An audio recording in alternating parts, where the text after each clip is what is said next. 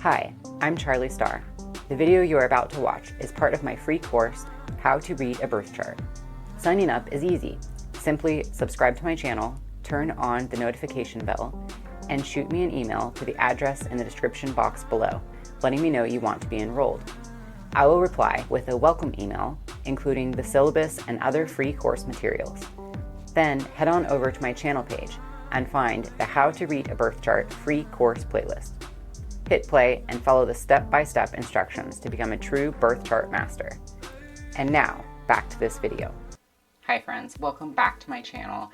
In this video, we're going to be talking about what kind of information you can expect to get when you read a birth chart.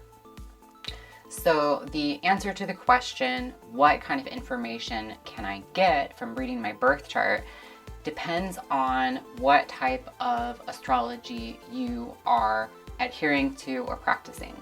So there's different approaches to reading the birth chart, and I'm going to go over some of the more popular methods and what kind of information each type of method is going to come up with. So the first method, which is the oldest method that we have birth chart reading data on, is the Hellenistic approach. So in Hellenistic astrology, which roughly, the Hellenistic era was roughly from 325 BCE to 30 BCE, that 300-year span, the predominating philosophy at the time was Stoicism. The birth chart was read to collect very objective data about the lifespan of the native being the person whose birth chart it is. So astrologers in the Hellenistic period would look at somebody's birth chart and they would get information such as how long the person is going to live, how they're going to die, how many children they're going to have, if they're going to marry, how their marriage is going to go, how well they're going to be received by kings, rulers, leaderships, how much money they're going to make, if they have any children that are going to die, just very objective information about how their life is going to go. So what's not included in the reading is choice, free will, psychology, possibilities for different outcomes. It's very harsh objective criteria. So that is what was read during the Hellenistic period, and even today Hellenistic astrologers have a much more concrete external interpretation of the birth charts. Stoicism essentially teaches that you, at least as it applies to astrology, that you read the birth chart in order to accept what happens before it happens, and in such a way you accept the information, you're prepared for what is your lot in life, and that is why you would read the birth chart. It is essentially just to know the future so that you can accept it in advance. So that's the kind of information you would get with that approach to astrology. Now, another form of astrology which has become popular and is responsible for astrology kind of having a revival and making a comeback in the United States in the 20th century and now the 21st century is psychological astrology. So this was really promoted by Carl Jung, who brought psychology to the forefront of the modern world in so many ways. And he also looked at his clients' birth charts and used them to help him psychoanalyze and diagnose his patients. So since that time, astrology came back in the pop astrology form that has to do with the personality. So in a psychological approach, the birth chart is read essentially as like an Enneagram test, or like a self-diagnosis tool. It's kind of it's all about understanding the psyche and how the individual person works, to where you're reading the chart as if every single piece in the birth chart is describing something about the way that that person psychologically functions. So that's the kind of information you would get with that kind of approach. So another approach that I would say is less popular, but I have read a really good book on the topic by Claire Gallagher called Body Astrology. This method is medical astrology. Medical astrology is old. It's not as new as pop psychology astrology. But essentially, with medical astrology, it's just what it sounds. You would be looking at the birth chart to gain information about the individual health of the person whose birth chart it is. What are their physical predispositions? What kind of nutrition, exercise, lifestyle is going to make this person the healthiest? It's kind of like, at least Claire Gallagher's methodology of medical astrology is kind of like, it's similar to like the doshas in Vedic practice, where they will add up like you're this many of fire planets, this many of earth planets. Here's kind of like what your predispositions may be. Here's maybe kind of what nutrition is going to be helpful for you. So that's another approach to reading the birth chart that would give you different information, right?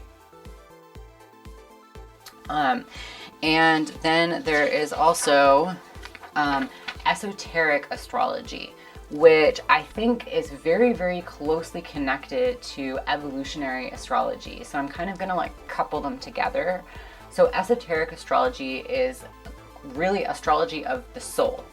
And in esoteric astrology, they have a very spiritual approach to the birth chart. Evolutionary astrology is so closely related. Evolutionary astrology is a form of looking at the birth chart that presupposes reincarnation and the evolution or like growth of the individual. So both of these approaches would answer questions such as, why am I in this life? What did I incarnate here to do, to learn, to grow towards? What karma am I taking from my previous lives that I need to work through? It's a more spiritual method of reading the birth chart, and there are beliefs that are like heavily incorporated into this method. So I would say like Stephen Forrest, Jeff Green, they're both evolutionary astrologers. Like I said, Claire Gallagher is a medical astrologer. Hellenistic astrology, this would be Chris Brennan, and also, what's her name? Demetra George. She's another Hellenistic astrologer. And then we have Susan Miller and obviously Carl Jung for psychology, and so many more. Okay, so it's by no means an exhaustive list, and even amongst those people, their approaches are multifaceted, and which is, I would say, is the truth about most astrologers, is that every astrologer is going to borrow from different methodologies and approaches and sort of like combine for themselves their own practice of what works. So what kind of information you're going to get depends on what astrologer you're going to, and also if you're going to be reading your chart for yourself, it depends on what information you are interested in getting from your birth chart, how you are wanting to use it. That's going to influence how you read it, and also what your belief systems are. So for example, if you don't believe in karma, if you don't believe in reincarnation, you wouldn't really be drawn to studying evolutionary astrology, for example. And this is also not an exhaustive list. I just kind of picked like the top 4 that have stuck out to me, that I've studied to some extent at least.